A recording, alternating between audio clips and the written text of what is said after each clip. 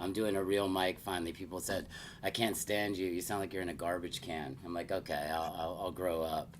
So I put a real mic on the process. Everybody's figuring out the technology, man. Yeah, we have to. Let Yeah, me see what. Okay, let me do my weirdo intro, and then we'll go. yeah, buddy. And it's called 20 Years in the Desert, the Yeah, project, right? yeah, Coachella, 20 years in the And desert. you wrote and produced.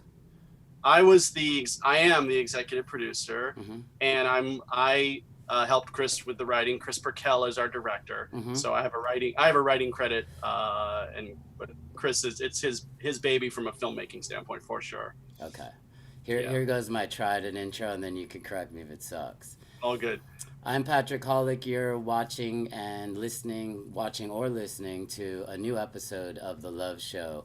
My guest today is Raymond Roker, who just executive produced the film Coachella 20 Years in the Desert, which it plays on YouTube.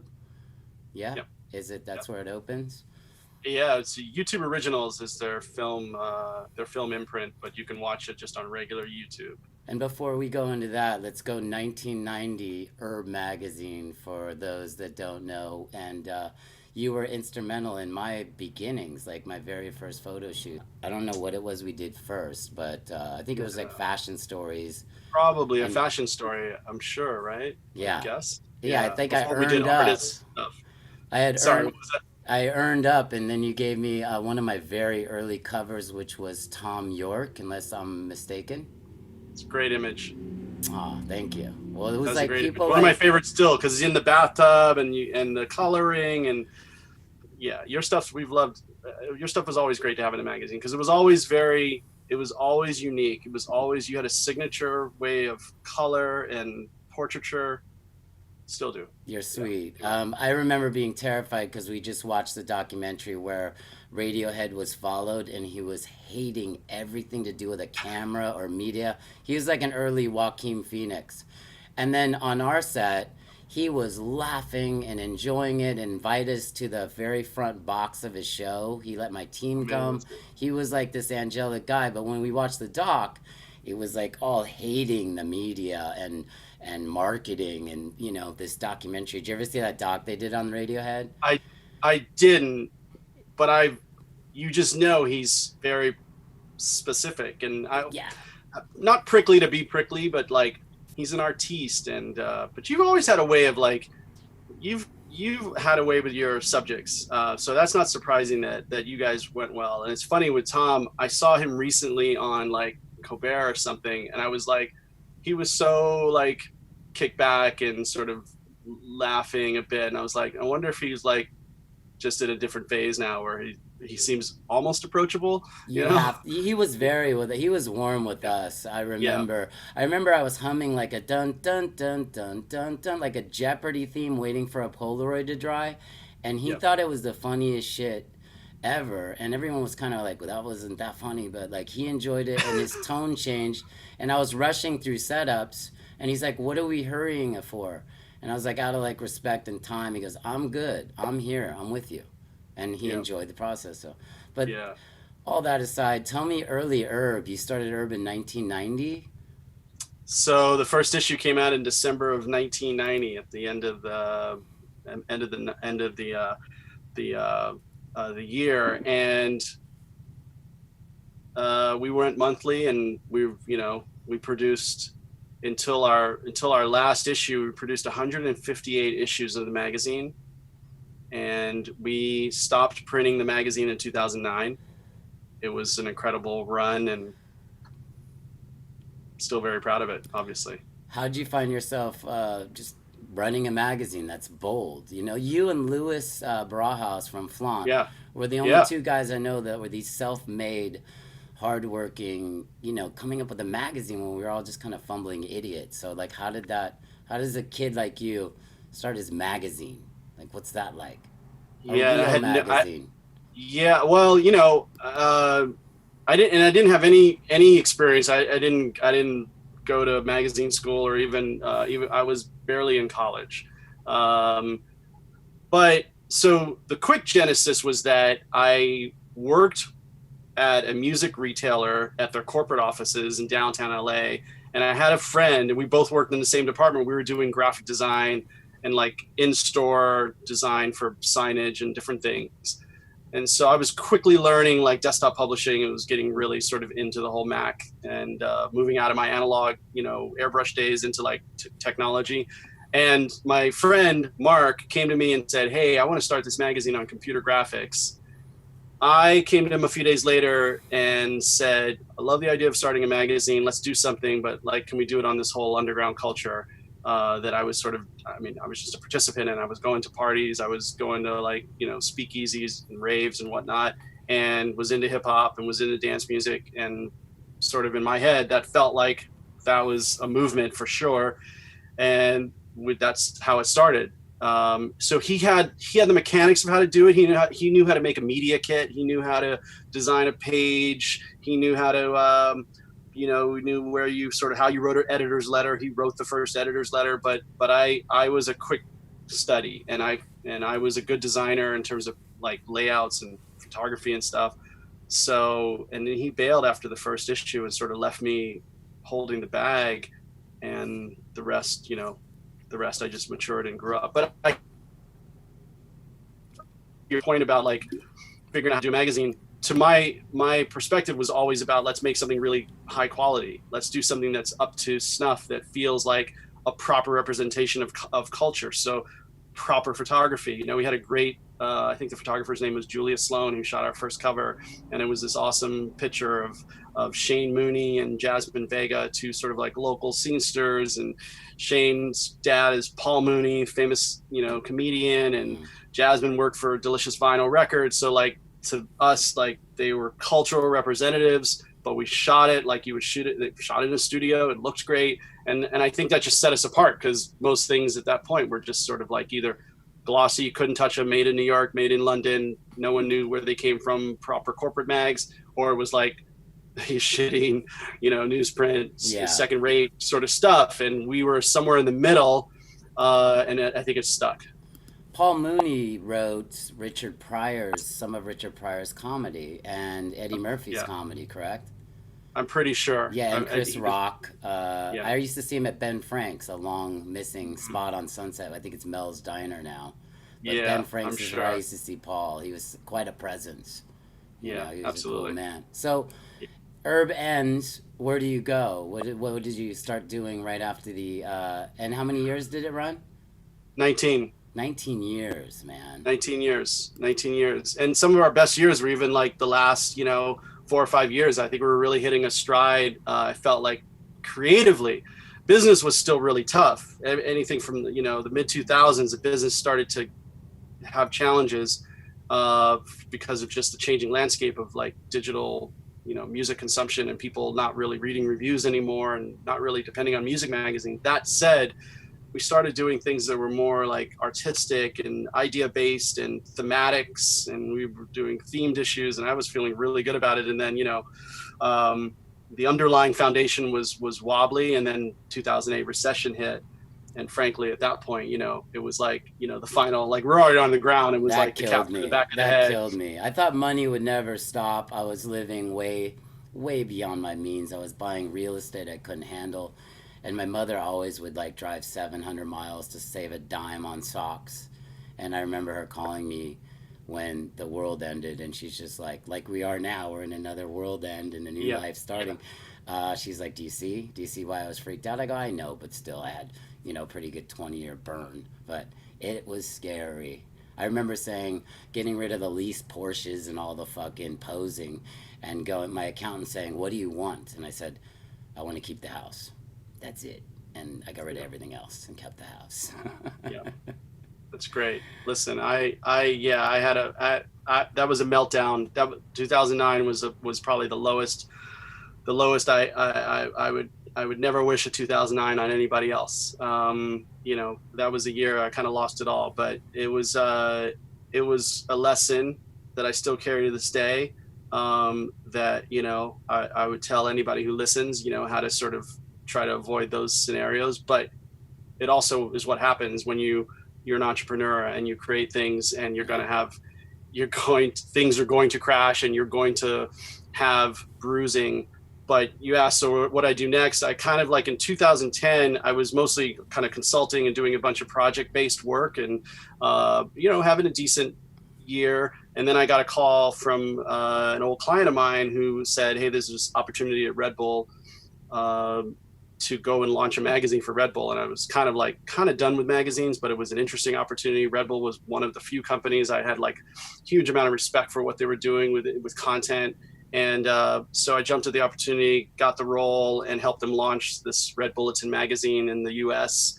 And did that for the next 2 years. Never envisioned that I would be there forever. And about 2 years in, I transitioned out and was sort of thinking about doing my own thing again, and then was having conversations with Golden Voice and the Coachella team, and they thought, we both thought that it would be an interesting opportunity to go and create content for Coachella. And that started in 2013, and I'm still within that company. I work technically on the AEG side, but Where did you meet Paul? Did you meet Paul early on, or was it somebody you yeah, met later, or was that I early met. days? I don't. It's We're funny. I talking wish I about Paul remembered Tollett, who Paul is Tollett. the Yeah, founder of Coachella. Yeah. Paul Tollett, the founder of Coachella. At the time, he had a business partner, Rick Van Santen, who was Paul's partner for Golden Voice. But Paul is, it's really Coachella's his baby in terms of, in his head. But I met Paul in the 90s, pre-Coachella, as probably just kind of on the scene as the person who ran Golden Voice. I mean, I knew Golden Voice from like going to shows, as a kid, Yeah. as a teenager. And but he was also a client. He tells me the story. It's pretty funny. He told me not too long ago. I remember buying a Beastie Boys show ad from you, and then your magazine came out like a week after the show, and I still paid you for the ad. And I'm like, yeah, that sounds like you. That sounds like your character. So he was a supporter, and then in the mid '90s, he started getting into investing in some of the underground parties, and we had a closer relationship. And then early on, when he decided he was going to form Coachella in the late '90s, we were in the beginning. We being like me, Josh Levine, my Herb and sort of marketing team were part of those early conversations as Coachella was on the drawing board. So we had a first row seat to its launch, which was really exciting. What was the first act at Coachella? Was it Pearl Jam? What was the first? I don't recall. Well, so Pearl Jam played on the Empire Polo Fields in 1993 as a show, which in the documentary, obviously we talk a little bit about that. I went to that wasn't show. Coachella. I went to that. Yeah, that wasn't. You went to that show. Yeah. Not a lot of people did. I mean, 25,000 people did, but ask people today, and not everybody knows about that show. But yes, that was a historic show because it christened the grounds as a place to do a big concert like that. But it wasn't. I think there was an interest in doing a Coachella probably in the late 90s, but it wasn't until 99 that Coachella became a reality. And that was, 6 years after. But that was Pearl Jam being there in 93 as a Golden Voice show was why you have a Coachella in 99 that launches there. Yeah. What were some of your favorite moments of Coachella personally, not work-wise, when you were, able to step back and be like, feeling the magic of somebody's because we have an insider view of entertainment, and I think I don't know, not to speak for you, but it takes a lot for someone like me to detach the professionalism and knowing the gags and the tricks to enjoyment. And I love when I get enjoyed. It doesn't happen as often as it used to, being older. But what was some of the acts that did that to you? It's funny because some of the most incredible moments that I've had at Coachella don't make it into the film for various reasons, but that's how I know they're super personal to me and to many others. But a couple of them. One, there was always the vibe of just walking onto the field early, in weekend one, or back in the day when it wasn't a 2-weekend show, and you just walked on the field and the grass and the perfect temperature and the sort of emptiness or the hidden spaces that you could just sort of make your own, like that never got old. I loved arriving and running into people coming towards you in little pieces of crews, and you'd just be like, this is a trip. And there'd be this enjoyment where you'd all sit at a bench for a little while before it was animal style, before it was corporate, or even palooza. before it was huge. And there was a certain innocence to being there, and a certain almost like we discovered this and not everybody knows it. But it was also like being maybe at a house or a condo that you're staying out with friends and sort of waking up in the desert. Like the whole like desert is just the whole thing has been amazing. But in terms of like on the field, there was a few performances that stand out. But I remember like watching Roger Waters in 2008. I think that was 2008. Where I mean that performance was incredible. You know, I know I was a little stoned. I was like just tripping on the sound, everything about it. Like he was using like crazy surround sound, and the whole field was coming to life. It was just next level. Air, the band Air, the French band Air. I remember also sort of like main stage, just sort of like luxuriating in that. Pixies, I was introduced to the Pixies at Coachella. I mean, I knew who they were loosely, but I was never a fan, like a listening fan.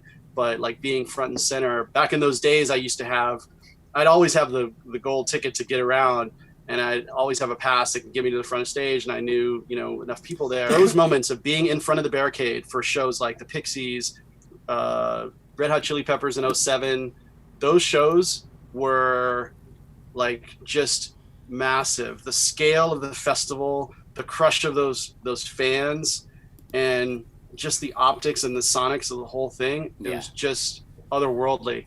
I went with Ben Harper documenting him. I did a Please Bleed video for Fun Loving Criminals, and I documented him, and I was running off stage, and my friend said wait, and then Rage followed, and that was amazing, and then Tool followed, which was some catharsis where I think even you're talking year one. Is that what that was? Is that year I think one? so. Rage and Tool would have been 99. I don't think Rage played in 07, but not Tool, I don't think. I just remember the Tool just becoming something else, where it felt like all the electric tents and everyone kind of came outside to see what was going on. Yeah. It felt like that, and that was one of my moments that I was like, wow, this Tool's a real thing.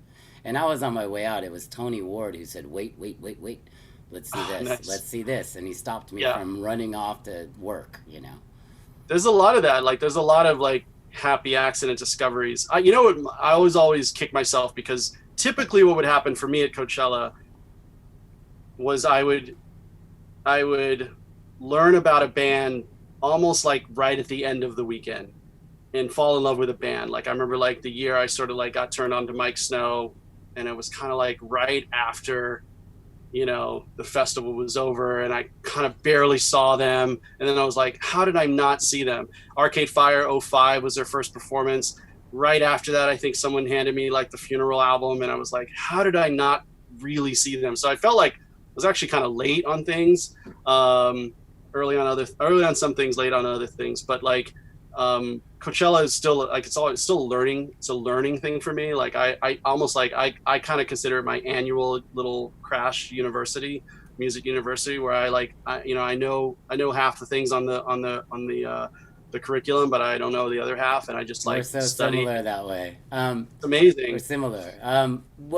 I started running into you. I started going with different people. My pass was always go with like, make sure 4 artists are playing and I won't have any stoppages, you know? That's how I would do it. If I didn't have an artist pass, I would just go with a bunch of bands, and it gets harder and harder and harder. So you had to have a band everywhere. But I kept running into you. And when does this YouTube thing happen where all of a sudden it almost feels like no one could shoot but YouTube, and you're running that show? I kept running into you with multiple camera teams and your own sections.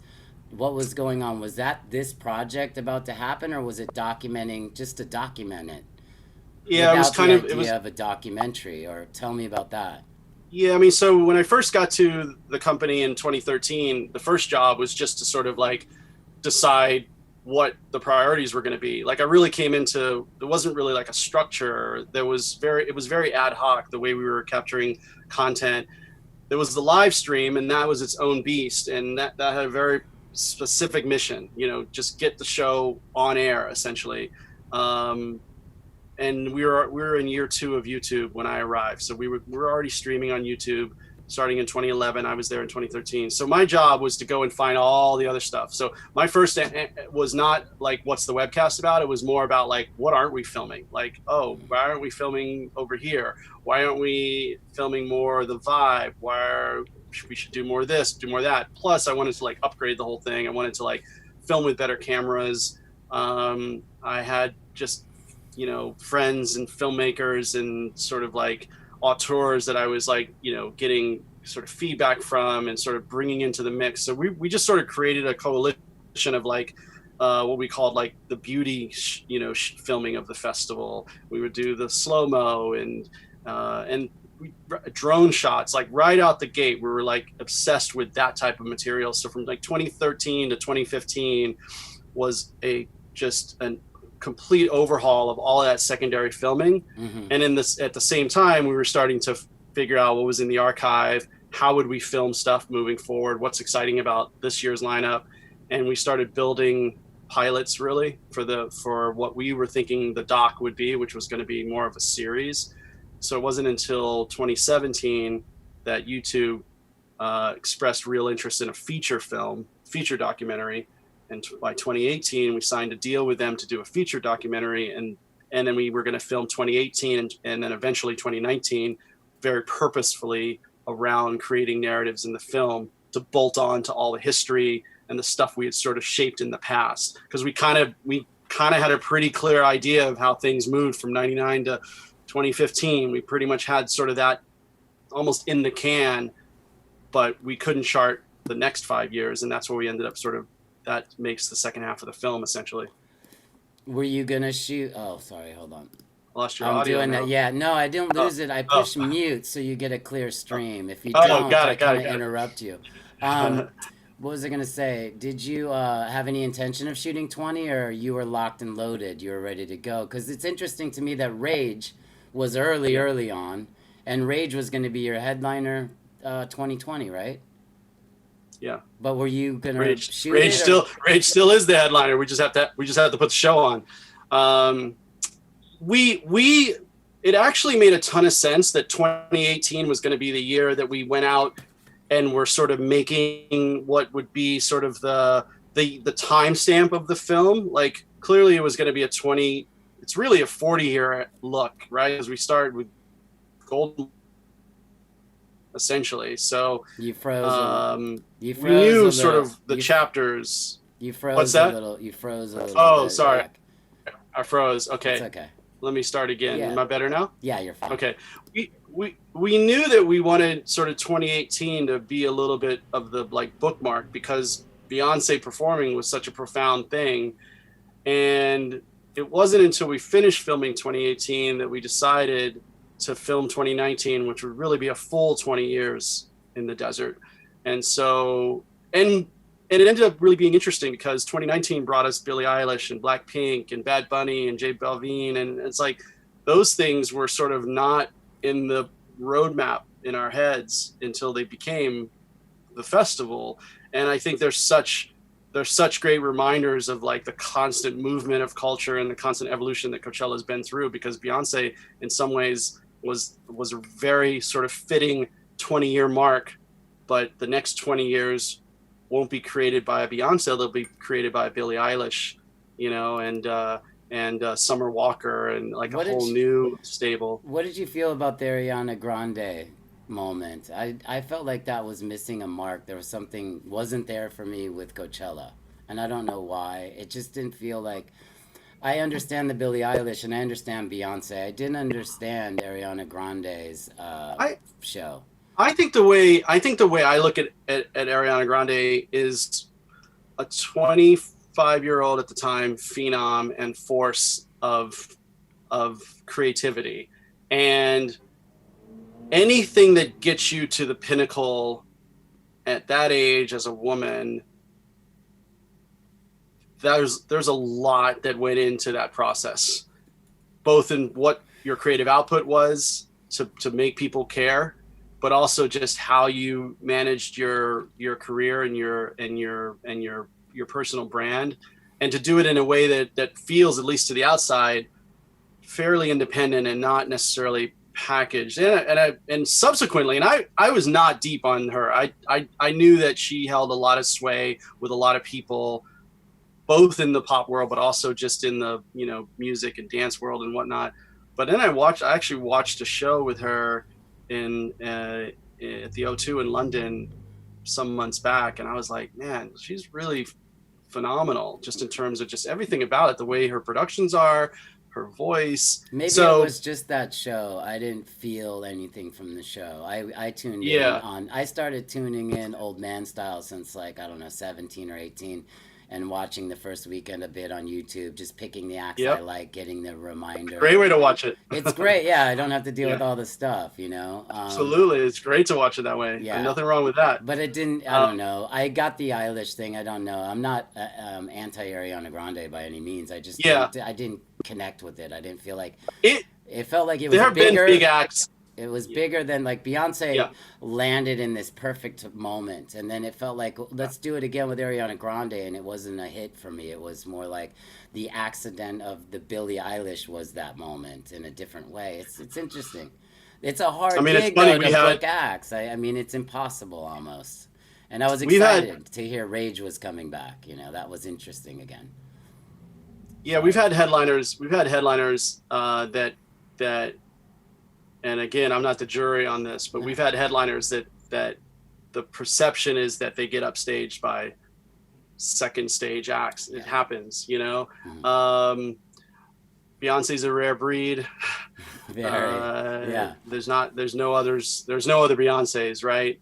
It's hard for anybody to overshadow her, but for everybody else that takes the main stage, there could be somebody in like Sahara or Mojave or Outdoor that are going to be the buzz that people are talking about, in Yes. some ways maybe louder. It's hard to predict. That's the dynamic of the moment we're in. Things can really sort of bubble up in a very quick manner.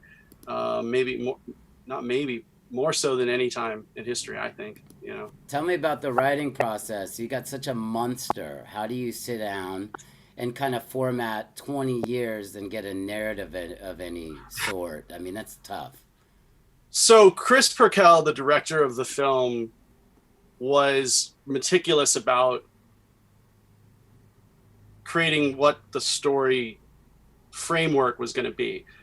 He leaned on me and Paul for reflections of what the history was, first person sort of perspective and witness of what the history and what Golden Voice's story was, what was behind certain performances and all that. He got a ton of that from the interview that he did with Paul, the interview he did with me, and then plenty of conversations. But from a structural, how does this, I'd go into his studio and there were just like, these index cards, this connected to this led to this informed that wrapped around back to this. And so that's all in his head. I think we were there to sort of like call bullshit on stuff or say, you're reading that wrong in our opinion, like this is really what the Cascade performance meant. This is what A-Track, when he talks about Tiesto, this is more context for what he's talking about, because we just had lived it. And but the writing process was that's why some of the favorite stuff that I liked is not in the film. Like I really wanted X performance because I thought it was amazing, but that didn't fit into the structure that Chris felt was going to really make this watchable in the process. And it's really funny because it just shows you like a good filmmaker's genius is really seeing that roadmap before you see it.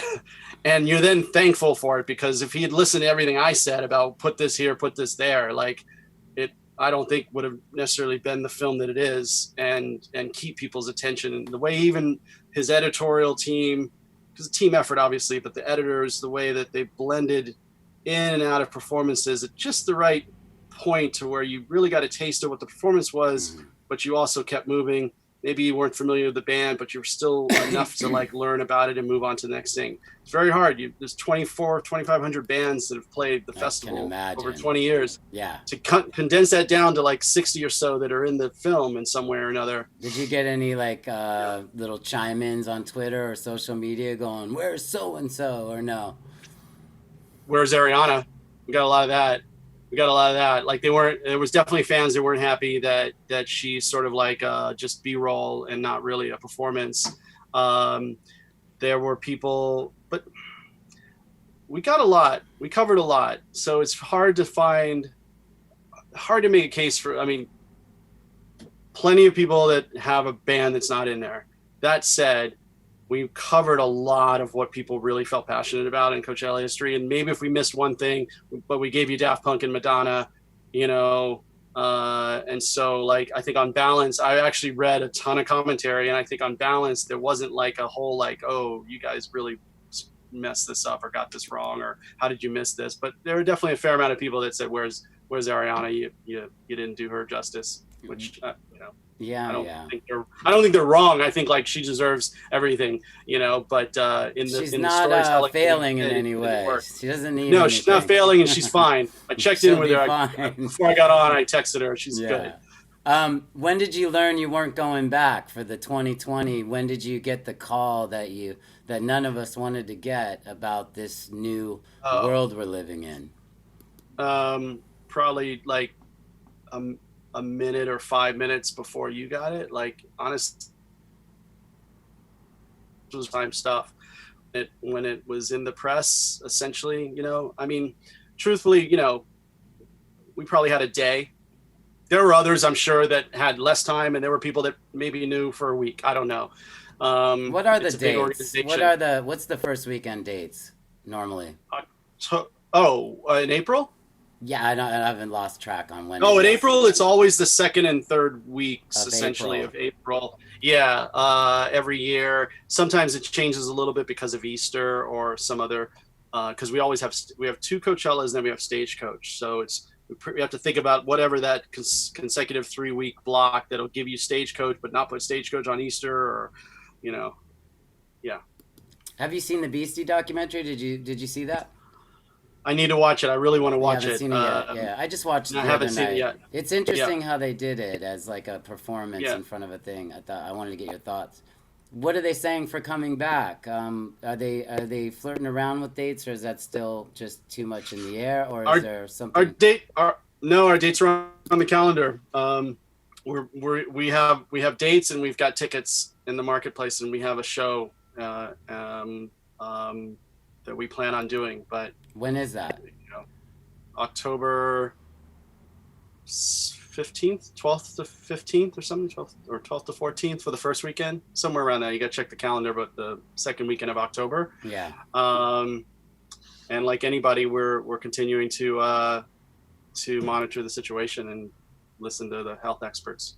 How have you been handling it personally? With you're promoting your movie, and you're in. Esteban and I just talked about this because Esteban's got LA Originals going on. I did watch LA Originals, man. Props to Esteban. Yeah. And I know you got great history with those guys, as do I. And Mr. Cartoon, who I remember from, like, we were both at LA Trade Tech together when he was there, and I remember when he was Flame from WCA, man, an incredible artist, so ahead of his time and so good. Just like, I mean, he says it in the film, like he has a gift. It's a gift from God, you know. Yeah. And Esteban, just like nicest dude, you know, nicest, most humble guy. But yeah, what was the question? Irony, like about promoting a movie when you're not allowed to go outside. Oh, I guess. Yeah, no, that was a drag. That was a drag. We had a big premiere. You would have been invited. Like, there was we had a lot of plans. I want to screen it. We got a chance. Luckily, thank goodness, we got a chance to do a few screenings in the theater for friends and family. My mom got to see it, like, in a post facility in a really nice screening room.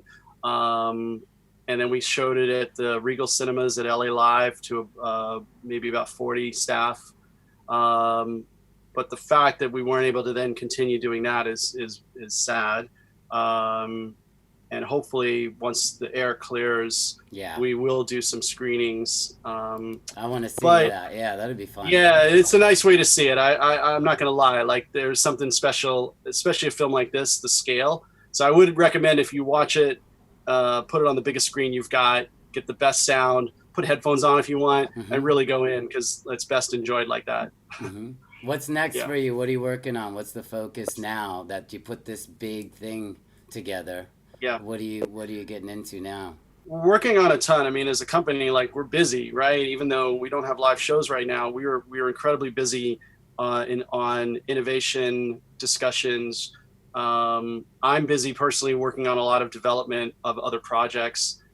There's other films that are on paper that we want to get made. There are other series. We have a series in production right now, an animated series we're doing right now that hasn't really been announced, but we're working on it. We've got some other brand projects. I work a lot. AEG Studios, which is a division that I oversee, is a brand content studio, but also original content studio. So we're working with some brands on some cool stuff.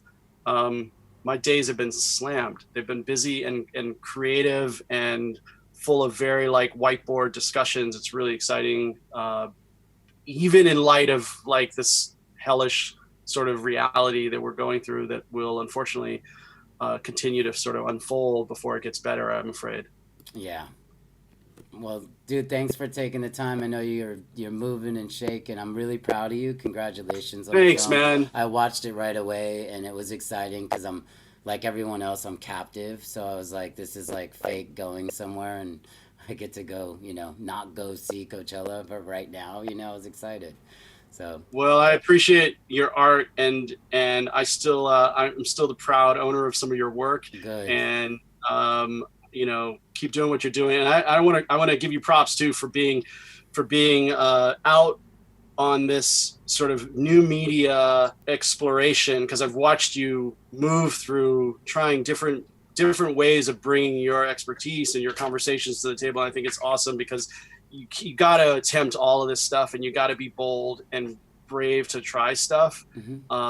And I want to give you a lot of credit because I watch you, and then it gets me pumped where I need to do my video show. I didn't do Yeah, this. and you So did it for me. I was a kid with a camera and I was trying to figure it out. And you're like, here's this story. I'm like, oh, what? And this is a fashion story. It has to be a cohesive. You're like, okay. And, we all kind of do that. And like you and we're never really content with just sitting around. We got to do something and express something. And, everyone's like, how did that happen? You're like, by fucking up and making a lot of wrong turns. And then, I landed in this. 100%, They don't 100%, talk man. about the 6,000 jobs I don't get a year. They just see the big one and say, how'd you know them? Yep, 100%, But man. congratulations and have a good Thank you. day and good luck with the stuff. And I hope I get to see you out in the fields in is it Same. October? October. All right, man. Let's make it happen. All right. Talk to Okay. you soon, bro. See you, Patrick. Thanks, man. Yes. Bye. Bye.